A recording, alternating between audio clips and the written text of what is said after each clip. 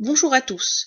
Dans cette vidéo, vous allez voir comment utiliser le logiciel Regressi pour tracer un graphique, ajouter une modélisation et utiliser le réticule.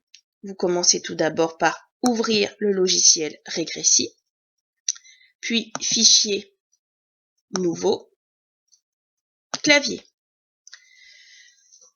Deux grandeurs expérimentales à rentrer pour notre TP sur le Daquin, l'absorbance, grand A sans unité, et la concentration C en unité, dont l'unité est mol par litre. OK. Ensuite s'ouvre un tableau. Vous n'avez plus qu'à rentrer les valeurs d'absorbance que vous avez mesurées et les valeurs de concentration. Donc par exemple ici pour la concentration 2,00 fois 10 puissance moins 5, pour le 10 puissance, vous faites un E majuscule, moins 5. Et vous continuez ainsi de suite pour les 4 autres solutions dont vous avez mesuré l'absorbance. Une fois votre tableau rempli, il vous suffit par la suite de tracer le graphique. Vous allez donc sur Graphe. L'ordinateur m'a tracé ici la concentration en fonction de l'absorbance. Or, nous désirons tracer l'absorbance en fonction de la concentration. Donc, pour modifier ceci, simplement, je viens cliquer sur l'absorbance, je maintiens et je mets à la place de la concentration. Pareil pour l'axe des abscisses, je veux la concentration, je clique sur C, je maintiens et je déplace en glissant à la place de A. J'ai maintenant le graphe absorbance en fonction de la concentration qui est tracée.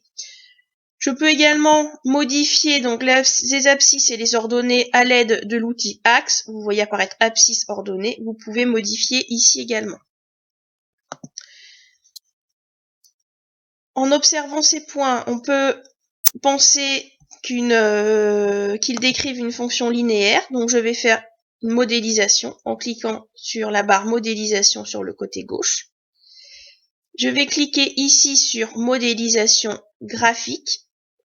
Je vais choisir le modèle linéaire.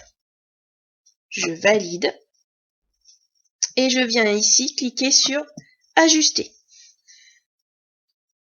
J'ai ici un écart expérience modèle de l'ordre de 6,3%, ce qui est acceptable.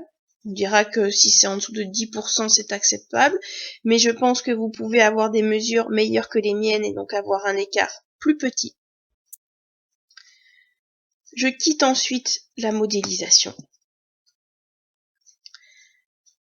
Dans la troisième partie du TP, on vous demande de mesurer l'absorbance de la solution de Daquin et de retrouver sa concentration molaire à l'aide du graphique. Donc, comment faire?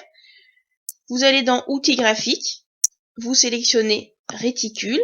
Imaginons que j'ai mesuré une absorbance de 0,2, donc de 210-3.